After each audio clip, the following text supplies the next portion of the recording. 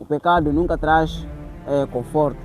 Há pessoas que vivem sabendo de alguma coisa, vivem não de uma boas condições, eu posso dizer assim. Quantos líderes hoje escondem pecado de pessoas que poderiam ser disciplinados na igreja, mas acabam ocultando com medo, talvez, daquela pessoa de não dar mais apoio, de não dar mais valores para a construção, para arrevamento?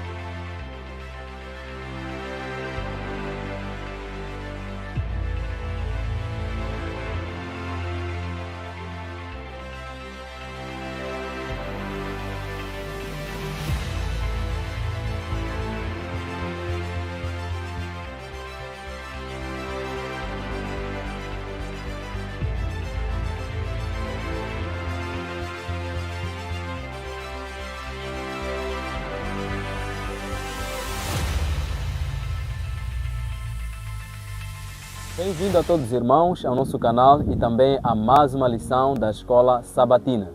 Estamos aqui para junto aprendermos este trimestre, que tem aqui como tema Lições de Fé no livro de Josué. Então esse é o nosso tema do trimestre, praticamente que estamos a estudar desde outubro, novembro e vamos até dezembro. Então você é convidado a pegar a sua lição da Escola Sabatina, a estudar essa mensagem, para tirar assim lições de fé para estes últimos dias. E hoje estou aqui com o meu convidado, irmão Carrega, que vocês já lhe conhecem bastante. Irmão Carrega, pode saudar assim nossos amigos? Bom, boa tarde mais uma vez. Como ele já tinha saudade, eu vou repetir aqui. Bom, dizer que é um prazer enorme estar convosco para o dia de hoje.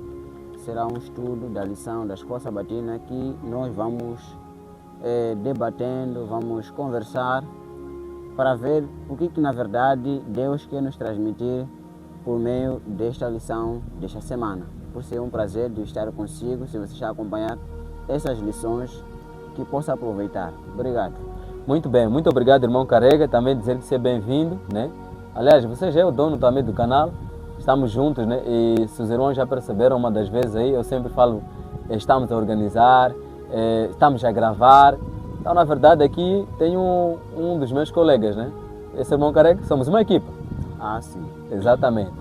Muito bem, então vamos entrar na nossa lição propriamente dita.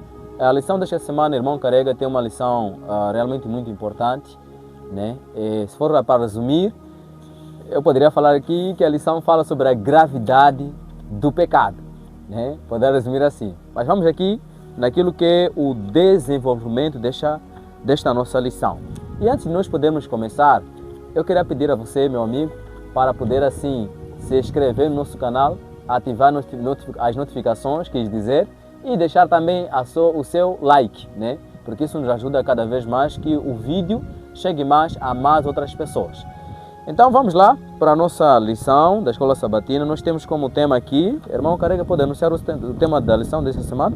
Bom, o tema da lição, o inimigo interno. Ok, o inimigo interno. Eu queria começar aqui logo com o irmão Carrega. O que seria inimigo interno? Será que você poderia nos dar uma breve definição sobre o que é ser inimigo interno? Pode nos ajudar? Ok. Bom, a falar sobre o inimigo interno, nós podemos comparar como algo que acontece dentro de uma determinada casa, dentro de um determinado lugar, Ou seja, a palavra interno já vem diferenciar aquilo que é externo. Exatamente. Quer dizer, é algo que está dentro de alguma coisa, Então, neste caso, o inimigo interno, eu acho que vai me pedir para eu poder falar um pouco, Dá uma definição básica, depois daí vamos entrar, naquilo sim. que é a lição propriamente dita. Bom, então eu vou parar por aqui. O inimigo interno é dizer um inimigo que está dentro de nós ou dentro de si. Exatamente. Ok, muito obrigado, irmão Carrega, pela definição. Na verdade, inimigo interno quer dizer o inimigo que está dentro, Não está fora, não. Porque se for fora, então aí nós falamos que é externo. Mas este inimigo aqui é o inimigo interno. E então nós vamos querer aprofundar aqui, o que significaria então dizer que existe ou existiu o inimigo interno no livro de Josué, ou na história de Josué. Então o que nós estamos aqui para podermos analisar. Vamos abrir nosso verso-chave, né, irmão Carrega?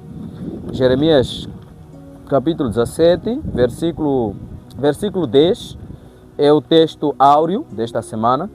E nós vamos buscar aí, né, o que o Senhor nosso Deus fala. Jeremias capítulo 17, versículo 10. Irmão, pode ler aí? Ok, diz assim a palavra do Senhor.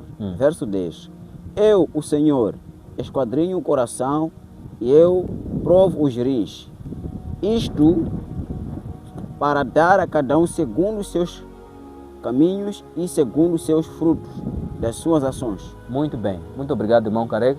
Então, numa explicação muito básica, Deus conhece os nossos corações, Deus conhece o que vai na nossa mente, Deus conhece os nossos pensamentos e também Deus ele vai nos dar a recompensa segundo as nossas ações. Então encontramos também aqui que Deus ele é um justo juiz. Ele dá a recompensa conforme as suas obras. Se você realmente vive na obediência a Deus, então você terá a recompensa da vida. Mas se você vive em desobediência, então você terá a recompensa que é a morte, né? Nesse caso. Então, irmão Carrega, nós vamos avançar aqui ainda mais para percebermos então de como é que Deus conhece os nossos corações e também como é que Deus dá a recompensa segundo as nossas ações. Então, eu queria fazer uma pergunta para o irmão Carrega logo para iniciar, porque é uma lição interativa, estamos 2 pessoas aqui. Eu queria perguntar, ou seja, começando, né, desta forma, que no livro de Josué, nós encontramos que o povo de Deus teve muitas batalhas, né, muitas guerras. E a minha pergunta que eu faço para o irmão Carrega é, será que a vitória do povo israelita sobre os seus inimigos era porque eles tinham um melhor treinamento militar, era porque eles eram muito inteligentes, ou, em outras palavras, de onde vinha a vitória do povo israelita? Irmão Carrega? Ok, eu quero responder aqui. A lição desta semana ela vai também com a lição passada, né? Aliás, a lição antepassada. Nós vínhamos aí, Deus, ou seja, o Senhor luta por você, nesse caso Jesus, que está lutando por nós. E agora nós vimos também Deus luta por você. Eu quero dizer que as duas pessoas aqui, eles estão preocupados na nossa luta espiritual dia após dia. Então, nesse caso, se Deus luta por nós, se Jesus luta por nós, isso dá-nos a entender que todas as batalhas que o povo de Deus enfrentava não vencia por causa das suas próprias forças, mas sim por causa de Deus que está em frente dessa batalha para poder vencer, né? Então, minha pergunta ou minha resposta, eu vou parar por aqui, que o povo de Deus vencia as batalhas porque Deus ia com eles lutando por eles. Muito obrigado. Irmão Carrega, na verdade é isso, né? Agradeço pela resposta. Não porque o povo de Israel tinha um melhor treinamento, que na verdade não tinham, né? Então Deus é quem estava em frente desta batalha. Então Deus era o guerreiro de Israel, né? Em outras palavras, o que o irmão Carrega estava aqui a explicar. Agora, uma outra pergunta que eu vou colocar, irmão Carrega. Sim, sim. Ter um inimigo interno e inimigo externo. Onde é que há maior perigo? O inimigo externo ou o inimigo interno? Onde é que está, né, o maior perigo aí? Ok, eu vou dizer o seguinte. Cristo uma vez ele já disse em suas palavras que uma casa dividida não subsiste. Exatamente. Quer dizer, o maior perigo é termos um inimigo interno, ou seja, um inimigo dentro de nós. Porque o inimigo dentro de nós é aquele que conhece melhor como nós andamos, quais são os nossos passos, e aí ele consegue criar uma alta estratégia. Assim como o inimigo externo, muitas das vezes para ele poder atacar, é necessário que haja uma comunicação com alguém que está interno, mas nem sempre acontece assim. Né? Então, para dizer que há mais privilégio para quem estiver dentro da nossa como posso dizer, capela, né? Capela, dentro do nosso quartel. Sim. Então, este é o mais perigoso, porque ele conhece os nossos passos e mais cedo ele poderá nos exterminar. Sim, sim. Tá bom? Este é o maior perigo. Deu para perceber, irmão Carrega, na verdade, né, ter um inimigo interno é o mais perigoso, porque ele conhece praticamente todas as nossas táticas, né, todas as nossas estratégias. Então, o inimigo externo já por sua vez, ele, para ter até informações, né, acerca de nós, por exemplo, ele tem que ter com uma pessoa que esteja dentro de nós. Né? Aquilo que chama-se, como podemos dizer, não se poderia chamar de espia, né, por aí, mas nem espia não é, porque espia é alguém que é enviado de um lugar para outro. Essa aqui podemos dizer como chamado de traidor, né? Ah, sim. Exatamente. Traidor. E aqui nós podemos enquadrar o discípulo Judas Iscariote, nesse caso, que acabou sendo inimigo interno. Mesmo estando com Jesus durante 3 anos e meio, ele foi alguém que realmente era um inimigo que estava lá, interno. Então, a nossa lição nos faz entender isso logo na introdução, que mais do que ter inimigos externos, o mais perigoso é ter um inimigo interno. E, irmão Carrega, isso me faz refletir muito agora como povo de Deus. Será que nós nos últimos dias também teríamos inimigos internos? Teríamos pessoas que estão dentro de nós, né? Dentro do nosso, vamos dizer assim, do nosso círculo adventista do 7º dia, mas que na verdade não são nossos irmãos. São pessoas, em outras palavras, inimigos que estão lá, internos. E vamos tirar lições aqui muito importantes. Quero acreditar que o irmão Carrega também vai poder aqui expor. Então vamos avançar mesmo com a lição, para nós percebermos então esta lição importante sobre o inimigo interno. E se você está a gostar do nosso vídeo, também deixa o seu comentário. Se tiver alguma pergunta, pode fazer, que assim também nós vamos poder responder. Então, a nossa lição aborda aqui sobre a questão da violação da aliança. Quando nós falamos de aliança, estamos a falar, irmão Carrega, em outras palavras, que é um compromisso, é um relacionamento com compromisso. E nós temos na Bíblia, né, vários exemplos de alianças. Por exemplo, encontramos aliança com Abraão, aliança com o povo israelita, aliança com Jesus Cristo com a humanidade, né? Mas basicamente no Novo Testamento aborda sobre a questão das duas alianças.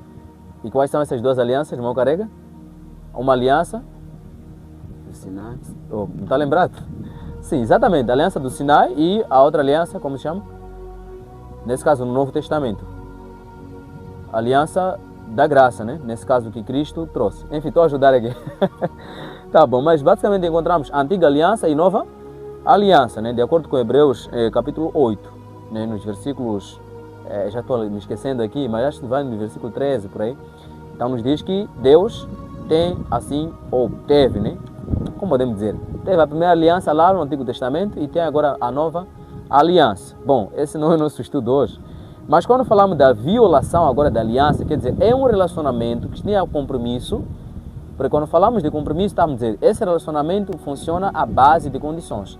Quer dizer, para mostrar que na verdade você ama a Deus, então você tem que guardar os seus mandamentos. Essa é uma das condições, né, da aliança. Mas agora vamos ver, esta mesma aliança, ela foi violada. Como é que foi violada? Então vamos lá ver, irmão Carrega, aqui juntos, o livro de Josué, capítulo 7, e nós vamos ler aqui alguns versos. Já está lá? Josué, capítulo 7, e vamos ler aqui alguns versos mesmo, né? Aqui está, né? Versículo, vamos ler aqui o versículo 7, versículo 1, e vamos até mesmo no versículo 1, até versículo 5, né? Quis dizer aqui. Eu vou ler aqui, diz assim: E prevaricaram os filhos de Israel no anátema, porque Acã, filho de Carmi, filho de Zabdi, filho de Zerá, da tribo de Judá, tomou do anátema, e a ira do Senhor se acendeu contra os filhos de Israel. Enviando, pois, Josué de Jericó alguns homens a Ai, que está junto a Bet-Aven, da banda do oriente de Betel, falou-lhes dizendo: Subi e espiai a terra. Subiram, pois, aqueles homens e espiaram a Ai, e voltaram a Josué e disseram-lhe: Não suba todo o povo, subam alguns 2.000 ou 3.000 homens a ferir a Ai. Não fatigueja ali a todo o povo, porque poucos são os inimigos. Assim subiram lá do povo alguns 3.000 homens, os quais fugiram diante dos homens de Ai. E os homens de Ai feriram deles alguns 36, e seguiram-nos desde a porta até Sebarim, e feriram-nos na descida. E o coração do povo se derreteu e se tornou como água. Bom, irmão Carrega, na nossa leitura aqui feita, né, nós encontramos que o povo de Deus, eles praticamente acabaram subindo para combater a cidade de Ai. Lembrando que eles estavam fazendo conquistas, né? Eles conquistaram Jericó e conquistaram outras terras e agora estavam indo aqui na cidade de Ai. A nossa pergunta, por exemplo, a nossa lição, quis dizer, pergunta aqui. Quais foram as duas principais causas da derrota de Israel pelos habitantes de Ai? Então, eu vou poder responder aqui numa primeira parte, o irmão Carrega vai poder ainda aprofundar numa outra parte da nossa lição.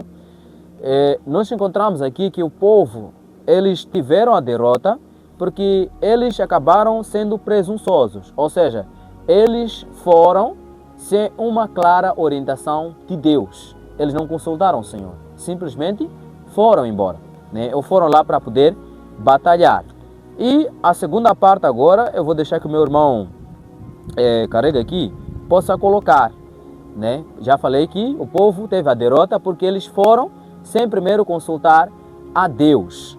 Então, em outras palavras, eles violaram a aliança e tiveram assim a derrota, quis dizer. E queria aqui então o irmão Carrega também perguntar quais seriam outras causas, ou seja, qual seria a outra causa da derrota do povo israelita na conquista de Ai. Ok, bom, a segunda causa que houve, em que o povo fez para que ele pudesse ser derrotado, era de confiar nas suas próprias forças, né? Era de confiar nas suas próprias forças. Nesse caso, essa é a primeira, né? Esta é a primeira, essa é a primeira. Okay, eu acho que pode avançar lá, sim, né? Sim. Ok, então, sim, o povo de Deus, né, haviam quebrado ou violado uma aliança que Deus já anteriormente havia antecipado ao povo sempre que isso nas conquistas, né? Nós podemos ver aqui que essa violação da aliança trouxe as consequências mais graves para o povo de Deus. Exatamente. Eu quero dar um exemplo aqui, um exemplo concreto, né? Nós temos a corrente elétrica e temos um cartão que nós usamos, chamamos de Credlec, ou crédito, né? Que usamos para pagar a energia, né? Mas acontece que, na medida que eu estou me inscrever ou estou me alistar para poder ter essa energia na minha casa, nós temos um compromisso feito, né? Que eu vou colocar, ou seja, vou dizer que o agente da EDM vai dizer assim, que eu vou colocar minha corrente elétrica na sua casa, dentro da sua casa.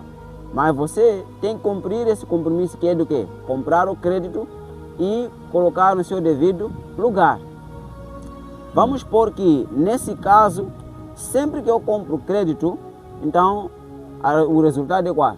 A energia terá que acender. Exatamente. Mas vamos ver que eu vou falhar, vou pegar o crédito da Vodacom, por exemplo, da rede móvel, e tentar colocar aonde? Lá na corrente elétrica. Eu acho que não vai dar certo. Não né? vai.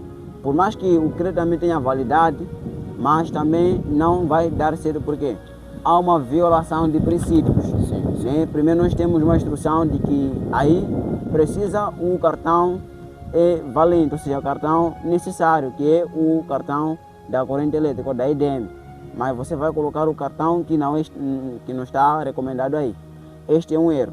Então eu quero dizer assim que este exemplo eu queria fazer uma comparação com o que o povo de Deus cometeram, né? Sim, sim. É assim, a aliança de Deus sempre é por uma condição. Se você obedecer, então Deus fará maravilhas. E se você desobedecer, então você ganha as consequências. Por causa dessa violação da aliança, então houve essas graves consequências que nós iremos aprender ainda mais à frente. Mas minha questão, ou seja, minha resposta segunda dessa pergunta que o irmão deu, é de que o povo, eles haviam quebrado o princípio ou a aliança que Deus deu.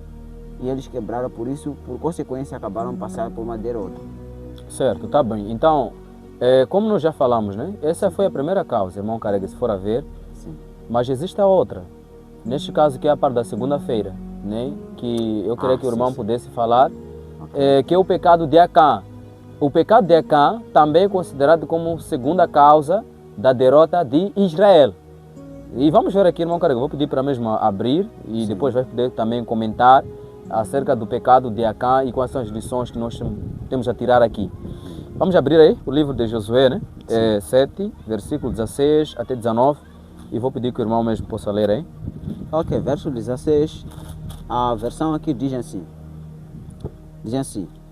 Então Josué se levantou de madrugada e fez chegar a Israel segundo as suas tribos, e a tribo de Judá foi tomada. E fazendo chegar a tribo de Judá, tomou a família de Zerá, e fazendo chegar a família de Zerá, homem por homem, foi tomado Zabide. E fazendo chegar a sua casa, homem por homem, foi tomado Acá, filho de Carmi, filho de Zabi, filho de Zerá, da tribo de Judá. Então disse Josué a Acá: filho meu, peço-te, glória ao Senhor, Deus de Israel, e faze confissão perante ele, e declara-me agora que fizeste, e não me ocultes. Muito obrigado. Aí está, então nós encontramos esse texto, onde o irmão Carregané vai falar sobre o pecado de Acã. O pecado de Acã praticamente foi um pecado oculto, né? E isso foi uma das causas da derrota do povo israelita. Porque enquanto eles estavam lá, eles já haviam sido orientados, né, que não poderiam levar nada, mas eles foram, e o que fez Acã?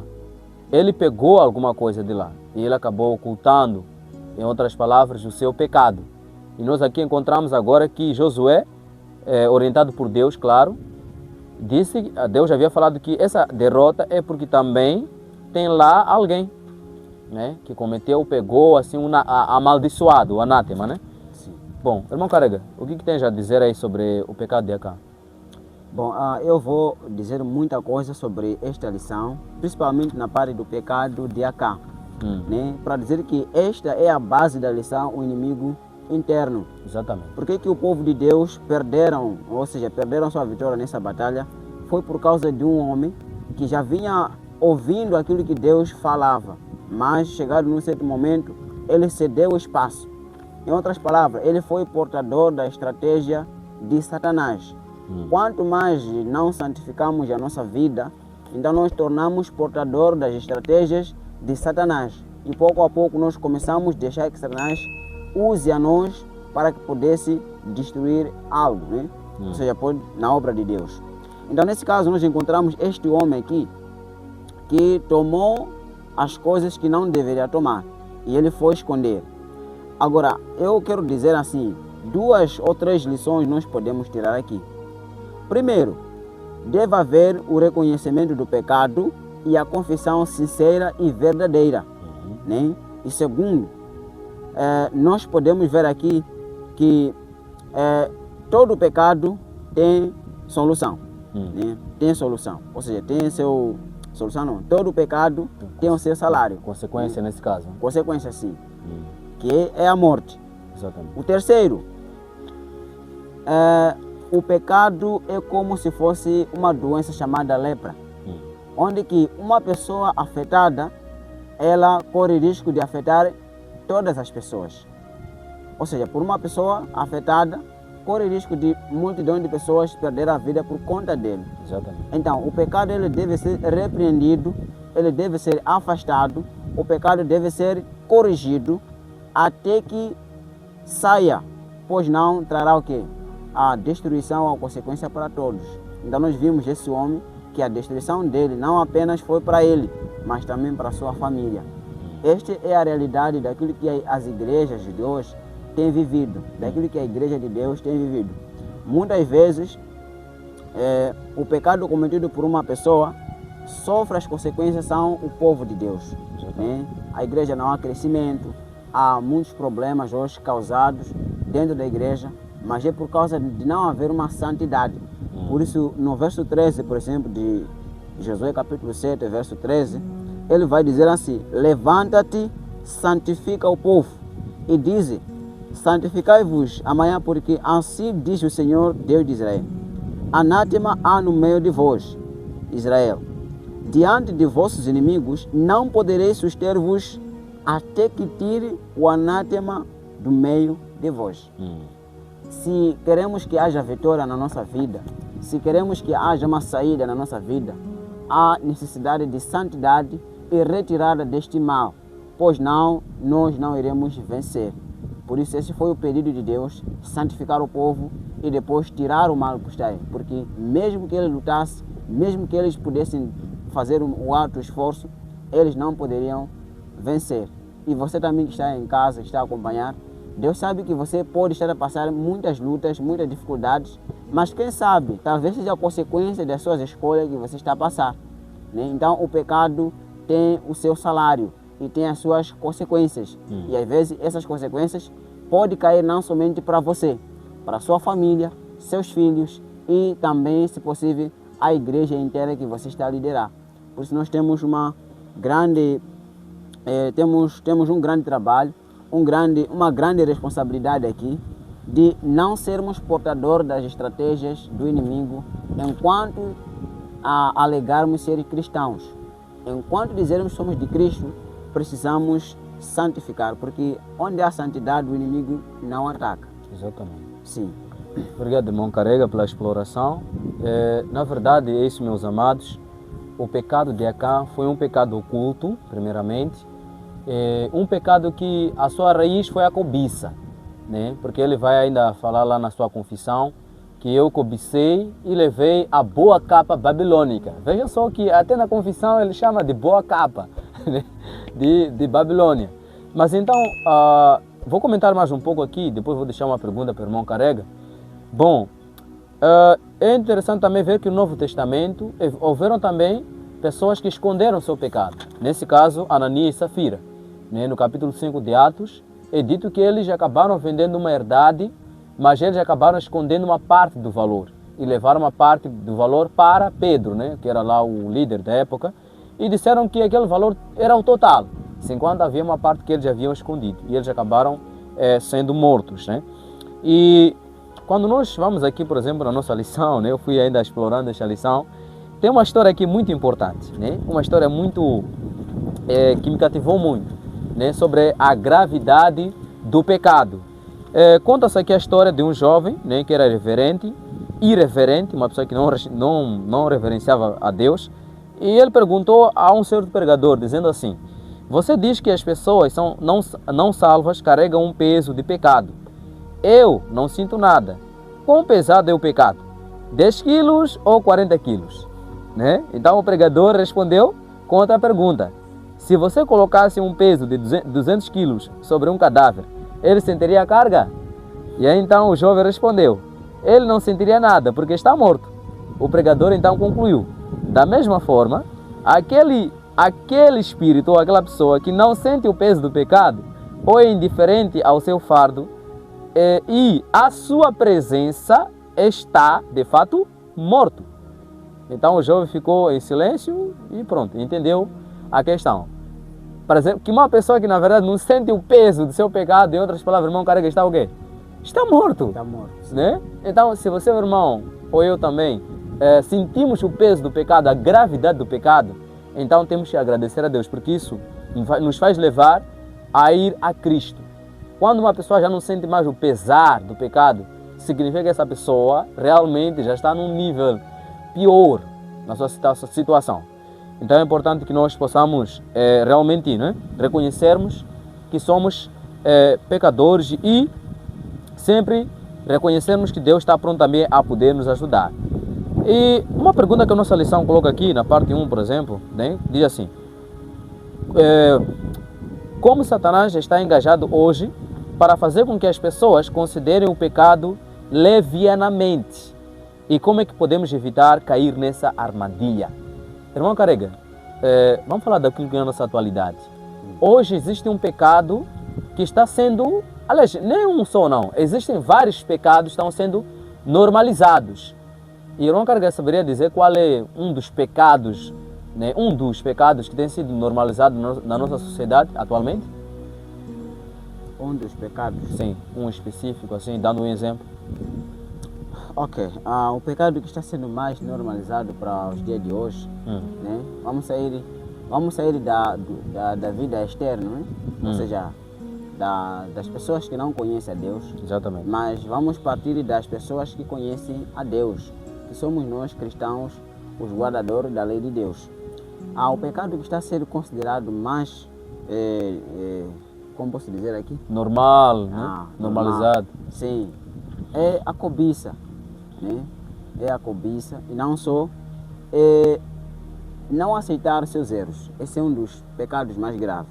E pessoas que defendem o erro até parecer verdade, né? Sim, sim. Tá bom. O que acontece é o seguinte, o pecado sempre para ser, né, se no caso de uma tentação, a pessoa que está a caminho de tentação, sempre o primeiro passo é procurar trazer solução, ou seja, como posso dizer aqui, justificar os erros, né?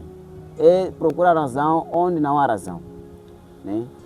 Esse é o maior crime, né? Esse é o maior crime, esse é o maior crime mesmo que está a acontecer hoje. E sendo assim, as pessoas não reconhecem o seu pecado, né? O reconhecer o seu pecado, esse seria a maior coisa que nós podemos fazer. Porque quanto mais você reconhece que você é o pecador, então você vai precisar mais de como se livrar de ser pecador, né? Eu acho que não consegui explicar aqui verdadeiramente qual é o pecado específico que está sendo tolerado hoje como normal. Mas eu já dei um passo aqui, espero que o irmão possa terminar. Ok. Sim. Tá bom, não, mas não, valeu a pena, né? Sim. Na verdade, a cobiça também está lá, Sim. né? Ao vermos, por exemplo, a cobiça do dinheiro, né? Pessoas estão lá sempre nos aviatórios, né? Agora tem esses jogos aí, aviatórios, filme bet, enfim, cheio de bets aí por aí. Tudo isso para levar as pessoas a, né, cobiçar sempre o dinheiro. E um dos pecados também que tem sido normalizado, irmão Carrega, é na questão da sensualidade, né? A sensualidade, estamos a falar, as mulheres hoje praticamente andam nuas, né? Isso nós temos que falar. E não só dentro da igreja ou fora da igreja, como também dentro. Este pecado da sensualidade, pessoa mostrando suas partes íntimas do seu corpo, também hoje está sendo normalizado, né? Então, nós na verdade estamos a ver que Satanás ele está a levar as pessoas a considerarem este tipo de pecado, por exemplo, da sensualidade, como se fosse uma coisa normal, algo que, né?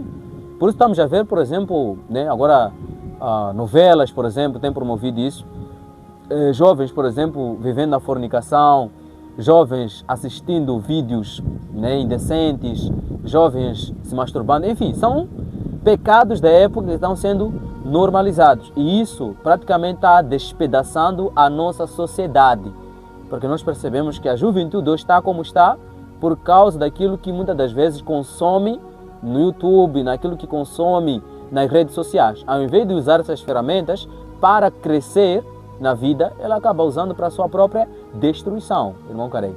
Então, a sensualidade, pessoas estão andando nuas, né, nas estradas, na rua. Agora para os homens virou uma tentação mesmo terrível. Onde você anda tem que fechar os seus olhos, só Deus para poder, para poder guardar, né, desse assunto. Sim. Sim. Acho que eu posso avançar um pouco aqui, né? Sim, somente para dar aqui ainda mais, né, noutra parte, né? Não sei se quer comentar mais nessa parte aqui. Não, pode avançar. Tá bom.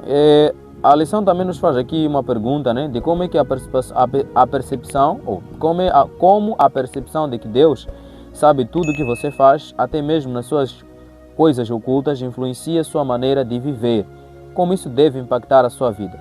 Irmão Carrega, o fato de eu saber que Deus, Ele sabe tudo o que eu faço, até mesmo no oculto, será que isso pode ter um impacto na minha vida, na minha forma de viver? Ou não mudaria nada? Bom, isso teria muito impacto mesmo, ou seja, teria mudado, ou seja... Ou tem muito impacto, né? Sim, tem muito impacto. O fato de você perceber que tem lá alguém que não precisa abrir a porta ou talvez tirar a chapa do teto para poder te ver, isso é grande mensagem, né? Porque muitas das vezes o inimigo de hoje ele ataca nos momentos silenciosos, né? Nós podemos dizer prova de fidelidade, né? Exatamente. Quando você quer obedecer a Deus, não é na igreja onde há pessoas, milhares, né, assistindo o culto, cantando, é quando você está sozinho, talvez você com sua família, ou você mesmo no seu quarto, ou você mesmo no seu setor da empresa, ou você mesmo na sua casa. Você provar de tentar de uma forma silenciosa, mas ao perceber que você não está sozinho, há alguém que está além do seu olhar, além das suas forças, além do seu conhecimento, está lá Deus. Então, isso é uma mensagem muito boa e pode influenciar na vida do crente. Exatamente. Sim. Exatamente. O saber que Deus é onisciente leva-te realmente a ter o senso de que Ele está aí. Aliás, que saber também que Deus ele é onipresente, Ele está em todo lugar. realmente leva a pessoa, né, a refletir na sua maneira de viver.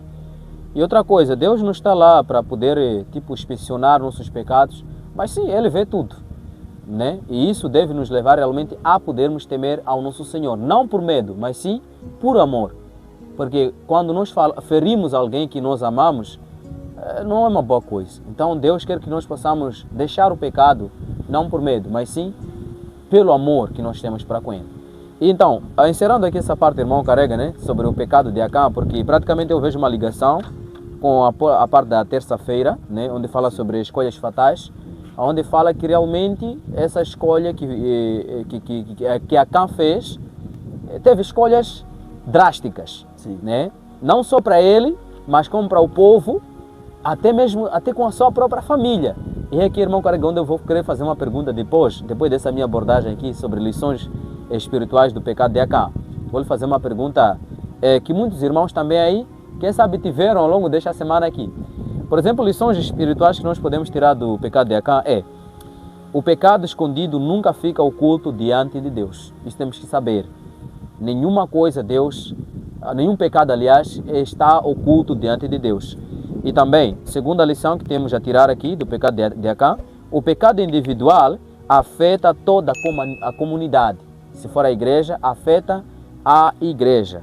Terceira lição, a desobediência traz derrota, atrai derrota. E como o irmão Carrega estava a frisar aqui, por que hoje não temos maiores avanços na igreja? Existem muitas causas. E uma delas é de pecados secretos, pecados escondidos. Jovens que estão vivendo na masturbação e pornografia. Estou falando de jovens aqui, mas também posso falar de famílias que escondem pecados, né? Casais estão lá, não têm transparência com seus esposos. Ou seja, é marido que não tem transparência com a sua esposa. É esposa, não tem transparência para com o seu esposo. Enfim, vou chegar ainda mais lá.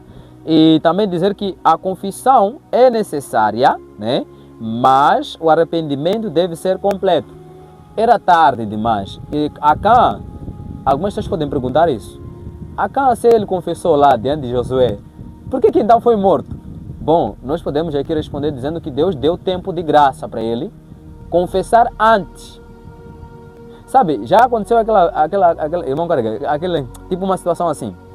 Enquanto as pessoas não saberem, você vive confortável, né? Você faz o que faz, vive bem relaxado.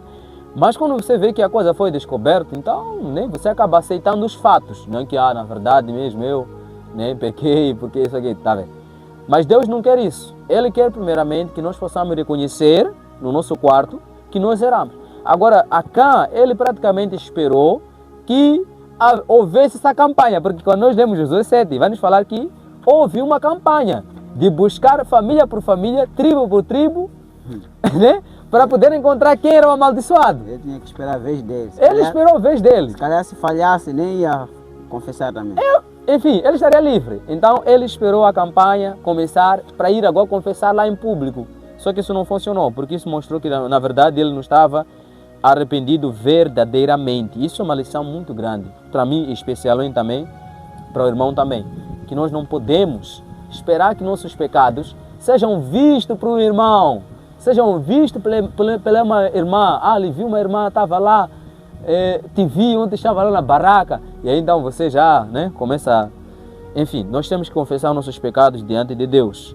E depois, também, a quinta lição que temos a aprender com o pecado de Acã é o juízo de Deus é justo e purificação. Ou seja, o juízo de Deus é justo e traz purificação. Deus queria purificar o povo, como diz aí, santificar o povo. Porque eles não poderiam avançar enquanto estavam lá com a amaldiçoada. Né? Então hoje também encontramos, na verdade, pecados ocultos, irmão carrega nos jovens, como eu mencionei, mas também encontramos pecados nos casais. Casais estão se traindo. Não é só traição assim, de sair com um homem fisicamente, mas também por meio de celulares. Tem pessoas lá que estão a trair suas esposas, assistindo lá coisas que não poderiam. Ou esposos também estão teclando com pessoas desconhecidas.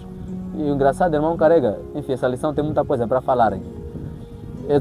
Hoje existem pessoas que gravam número ao contrário, né? Se é Joaquina, acaba gravando como, irmão carrega?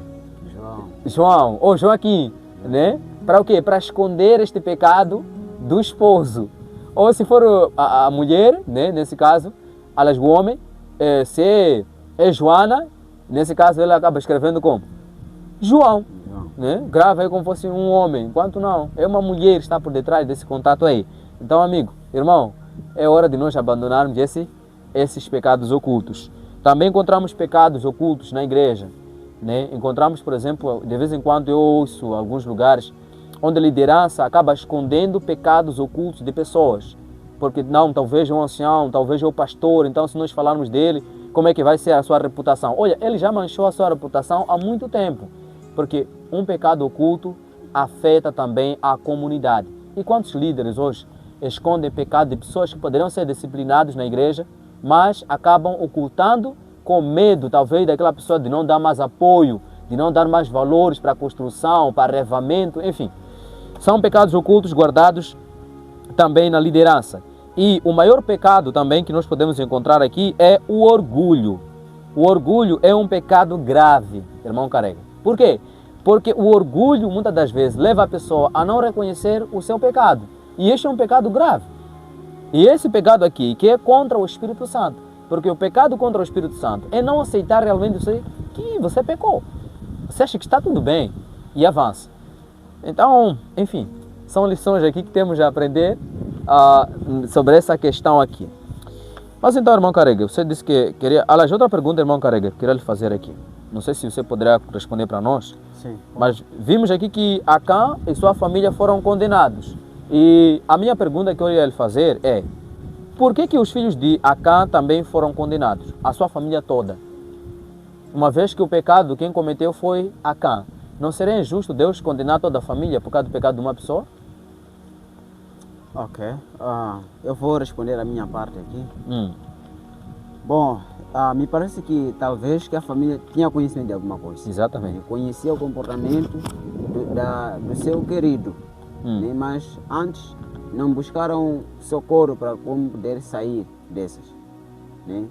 Então, todos esses estavam contaminados pelo pecado que o outro cometeu. Ou seja, aquilo que o Acã cometeu é a manifestação daquilo que era a realidade da vida dele. Então, como consequência, tinha que exterminar todos. Eu posso fazer o mesmo exemplo aqui com a destruição do dilúvio, né? No tempo de Noé. Deus, por exemplo, poderia soltar os filhos que não sabiam nada. Os filhos dos pais desobedientes que estavam lá, mas não sabiam, ou seja, morreram sem nenhuma explicação, em outras palavras. Eu posso dizer não saber nada, eu vou estar equivocado, mas eu posso dizer que tem filhos lá, por exemplo, no tempo de Noé, que perderam suas vidas, né? Mas Deus poderia talvez explicar um pouco. Mas é por causa de que todos já tinham conhecimento daquilo que era o comportamento maligno, mas não deram passo para poderem sair. Né? Em outras palavras, quero explicar aqui por que é importante também tocar nessa parte. Né? A liderança de hoje, por exemplo, se esteja escondendo um erro dos irmãos ou erro de um líder, fica a saber que você está se colocar ou está cedendo ao seu irmão e juntamente consigo para uma perdição. Certo. Né? Muitas das vezes, nós como seres humanos, nós fazemos coisa por medo, né? Por receio, que não, eu como sou ancião, ele é meu conhecido, ele é minha irmã na fé, então se eu fazer isso, falar isso, então vou acabar a afetar a igreja, vou acabar manchar a vida dela, sem saber que por final, você também que está fazendo isso, você está se colocar em perigo. Você está deixando que a pessoa mora e também consigo também que teve conhecimento, vai morrer. Isso me faz lembrar do livro de Ezequiel, capítulo 3, 17. Filho do homem, eu te coloquei na casa de Israel por atalaia. Né? Se eu disser ao ímpio que certamente morrerás e tu não avisar da sua parte e te livrares, então morrerá o ímpio e seu sangue requerereis e tu também vais morrer. Em outras palavras, você que já tem conhecimento, já sabe de alguma coisa, dá um passo para aquele que está a cair. Dá um passo para aquele que está a viver no pecado, para que ele possa ter uma luz. Ok, muito obrigado, irmão Carega, pela sua intervenção. Então, na verdade, né, voltando aqui, o irmão estava a comentar, a família sabia, né, tanto que a nossa lição também, ela aborda isso, que sim, o pecado de um homem de família era conhecido por sua própria família. Isso é real, ou foi real. A esposa sabia, os filhos sabiam, e uma das diferenças que nós encontramos, por exemplo, da destruição, do pecado de Acã, né, que nós estamos a falar na questão de familiares, também tivemos um episódio de Datã, Coré e Abirão, né, esses 3 líderes que acabaram se rebelando contra Moisés, mas houveram os seus filhos, por exemplo. A nossa lição aqui aborda dizendo que os filhos não foram condenados. Eu fiquei muito curioso, não tinha explorado essa parte aí. Acabei sabendo, por exemplo, a lição cita aqui Números capítulo 26, versículo 11, onde afirma que os filhos de Coré, deixa eu ver aqui, né, só para confirmar mesmo, Números 26, versos 11, né, verso 11. Ok, diz assim: mas os filhos de Coré não morreram. Está aqui, né? Os filhos de Coré não morreram. Por quê? Porque eles não aceitaram o pecado da família. Eles negaram aquele pecado. Então, daí que eles foram livrados. Para dizer que também havia a possibilidade de os filhos de Acã também serem livrados, se caso eles negassem compartilhar ou fazer parte, né, do pecado do pai. Assim como Ananias e Safira, também os 2 morreram, porque os 2 tinham conhecimento, né? A mulher, por exemplo, confirmou a mentira do esposo. Então encontramos praticamente que sim, a família tinha o conhecimento, mas acabou não se manifestando, né? Mostrando que realmente eles estavam indignados. Então o livro de Deuteronômio 24, 16 fala que realmente o filho não morrerá pelo pecado do seu pai, e nem o pai morrerá pelo pecado dos seus filhos. Mas, uma vez que os filhos consentem nos pecados dos pais, ou os pais nos pecados dos filhos, então esses podem morrer. Podem morrer, né? Sim. Bom, então, irmão, nós já exploramos a parte até na terça-feira, e vamos falar agora sobre a porta de esperança, né? Porta de esperança. O que seria essa porta da esperança? Nós aqui encontramos a história, né, em Josué capítulo 1, versículo Josué 8, verso 1 até 29, onde encontramos que o povo de Deus, depois da eliminação do anátema, então Deus deu orientação ao povo e o povo obedeceu. Então, quando o povo obedece agora, eles então tiveram a vitória. E é curioso, irmão Carega, que eles fizeram uma emboscada. Eles fizeram parecer que iam lá, estavam derrotados, enfim, fizeram parecer que queriam ir combater. Só quando chegaram lá, então, o povo ficou correndo, né? Correndo enquanto os outros passaram até na cidade e colocaram fogo e fizeram uma emboscada. E diz a Bíblia que houve uma grande vitória por parte de Israel, ou seja, Israel venceu o povo de Ai. Agora, irmão Carega, será que isso nos ensina também uma lição importante na questão da vitória? Como é que nós, como igreja, podemos ter vitória em nossos dias? Ok. Bom, nós como igreja, nós podemos ter vitória quando tiramos o mal que está no nosso meio. Exatamente. Assim também como o povo, eles primeiro tiveram o exercício de tirar aquilo que estava amaldiçoado no seu acampamento. Nós também como líderes, nós também como pastores, você também como líder ou pastor, você tem esse direito de tirar toda a mancha que se encontra dentro da sua igreja para fazer com que haja vitória. Ou seja, Deus não vai trabalhar com a injustiça, Deus não vai trabalhar com a impureza dentro dela. Por isso, o Josué capítulo 7, verso 13, santificai. Né? Deus pediu para que o povo pudesse se santificar. Essa santificação vai além da limpeza que o povo deveria fazer. Uma entrega total, uma mudança, um estilo de vida novo, né? Então, é isso mesmo. Nós também como igreja, hoje nós nos sentimos derrotados, nos sentimos fracos, nos sentimos atrasados, né? Mas há esperança de termos uma saída e podemos vencer nessas guerras espirituais. Independentemente das dificuldades que a igreja hoje já passar, tem uma saída. Por isso a lição aqui diz a porta da esperança. Exatamente. E eu quero aproveitar aqui, meu irmão Albino, falar também para aquele que está aí me perceber, ou seja, aquele que está lá me assistindo. E essa é uma lição que todas as lições ela tem tocado as vidas, né? Principalmente para aqueles que têm dado essas lições. Primeiro sintam vocês que essas lições estão a falar para quê? Para você. Exato. Eu estou me colocar no meu lugar. É o seguinte, essa lição tem a ver com a porta da graça. É um chamado. Assim também como o Apocalipse 18, verso 4, nós fazemos, ou seja, o povo de Deus faz um chamado para as pessoas que estão perdidas ou que se encontram nas casas que Deus não escolheu aquele lugar. Sai dela, povo meu, para não ser participante dos seus pecados. Também essa é uma voz que pode estar em ecoar no seio do coração de cada um que esteja vivendo num pecado. Sempre eu vou dizer assim, o pecado nunca traz segurança. O pecado nunca traz conforto. Há pessoas que vivem sabendo de alguma coisa. Vivem não de uma boas condições, eu posso dizer assim, não vive à vontade, né? Alguma coisa está lá a incomodar sempre. Este erro precisa ser renunciado, né? Precisa ser tirado esse erro a fim de que haja vitória na sua vida. Então está aqui uma porta de esperança. Significa que se ainda você sente, se ainda você está vivo, sente o peso do pecado, então há saída para esse pecado. E deve ser cedo, né? Exatamente. Porque a porta da graça ele pode se fechar mesmo consigo, né? Deixa eu falar, na medida que você vai morrer sem despedir, sem confessar, sem fazer nada, né? Sem esperar o amanhã, você termina a porta da graça consigo. Ou mesmo assim, cria o pecado contra o Espírito Santo, que é uma vida sem perdão, né? Quando Deus decidir não perdoar você, mesmo o Espírito Santo, não terá como você entrar no céu. Então, essa é a lição mais grande que eu estou a ver aqui. Exatamente. Que Deus quer nos transmitir por meio dessa. Né? Ok. Bom, Tá bom. Muito obrigado, irmão Carrega.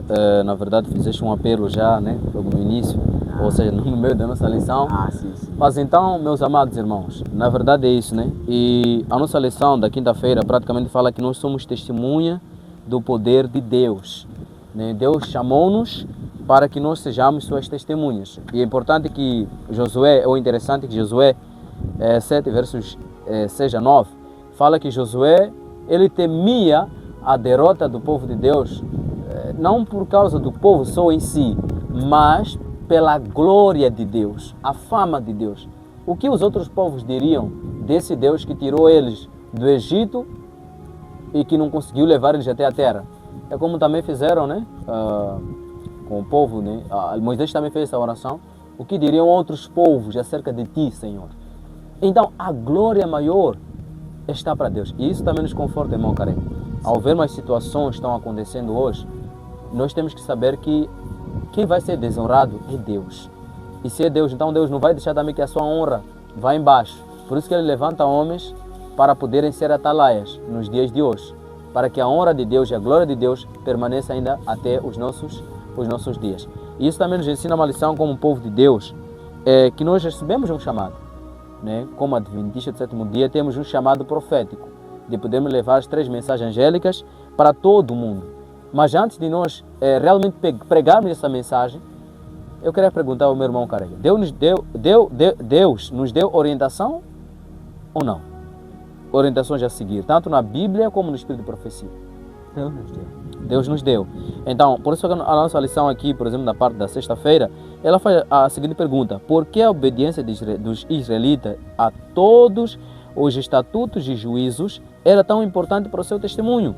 Esse mesmo princípio se aplica à igreja hoje? Nosso testemunho seria mais eficaz se seguíssemos tudo o que nos foi dado por Deus? Se seguíssemos tudo o que Deus nos deu, tanto na Bíblia como no Espírito de Profecia, teríamos maiores vitórias? Sim, teríamos. Ok?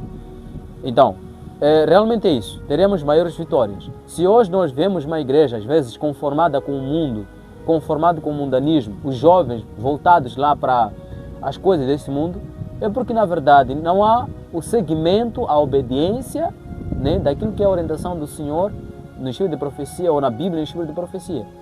E aqui eu posso ainda abrir mais outra parte, irmão Carrega.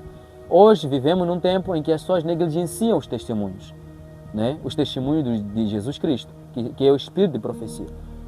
Por isso nós estamos a ver aqui uma sensualidade dentro da igreja, pessoas mal vestidas, né? Pessoas colocando cabelos, né, que não são seus. Nesse caso estamos a falar de mechas, cabelos artificiais, batons, enfim. Também na parte dos homens, cabelos arredondados, calças ainda apertadinhas, né? Então tudo isso aí estamos a ver entrar porque nós, como povo, muitas das vezes não estamos a seguir a orientação que o Senhor Deus nos deu na Bíblia e também no Espírito de Profecia. Então, esta lição é um chamado ao reconhecimento de verdade, né, do pecado e a seguir as orientações do Senhor para nós termos a vitória. Mas antes de eu encerrar, não sei se o irmão Carrega tem as últimas palavras, nós chegamos já quase ao fim. A lição do estudo adicional, né, praticamente acaba comentando sobre a questão do pecado de Acã, né, no livro da nossa irmã Ellen G. White, Patriarcas e Profetas, página 433 a 435. Então, últimas palavras, irmão Carrega, sobre essa lição, quais são as lições que temos a aprender como povo de Deus? Bom, eu quero agradecer, né, o dia de hoje, a lição também dessa semana, que é uma lição muito aberta, uma lição muito mesmo focante na vida, ou seja, que vai direto, né, daquilo que é a nossa realidade. Todas as lições sempre tocam uma realidade. Né? Quem sabe, se não ser eu, também pode ser você, que tem essa realidade. Mas Deus sempre tem uma mensagem para nos tirar do erro, né? Enquanto estivermos vivos, há um espaço de oportunidade onde que nós temos que voltar para Deus. Exatamente. Muitas vezes nós pensamos que acordamos para viver, né? Mas, de verdade, nós acordamos para desfrutar a oportunidade que Deus tem por nós. Exatamente. Né? Se ontem você não conseguiu voltar para Ele, hoje é o dia de você voltar para Ele.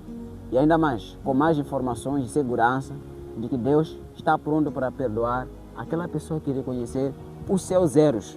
Então essa é a lição mais importante que aqui passa nesse canal. Que Deus possa abençoar, meu amado. E eu também sinto muito feliz por fazer parte dessa lição. Esperamos que mais breve o irmão ainda possa me convidar para estar aqui. Será convidado. É muito bom. É só essas minhas palavras que eu quero deixar. Já. Tá bom, muito obrigado. Então, meus irmãos, nós chegamos ao fim da nossa lição de dizer que se realmente temos um pecado oculto, nós precisamos abandonar.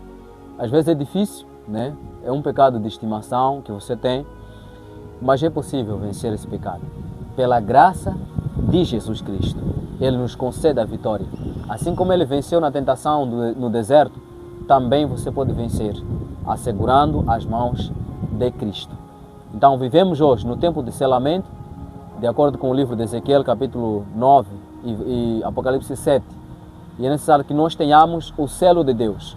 O selo de Deus não é somente o sábado, irmão Carrega, mas como toda a lei de Deus. Sim. Como também o caráter de Cristo em nós. E é o que nós precisamos nos dias de hoje. Nós tínhamos muita coisa ainda a falar, mas o tempo já excedeu. Não vamos passar mais de 1 hora do tempo. E então ficou aqui lições importantes de percebermos que o pecado é grave e traz consequências. E também existe uma esperança de poder vencer o pecado em nome do Senhor Jesus Cristo. Que Deus o abençoe e até na nossa próxima lição ou na nossa série de Apocalipse.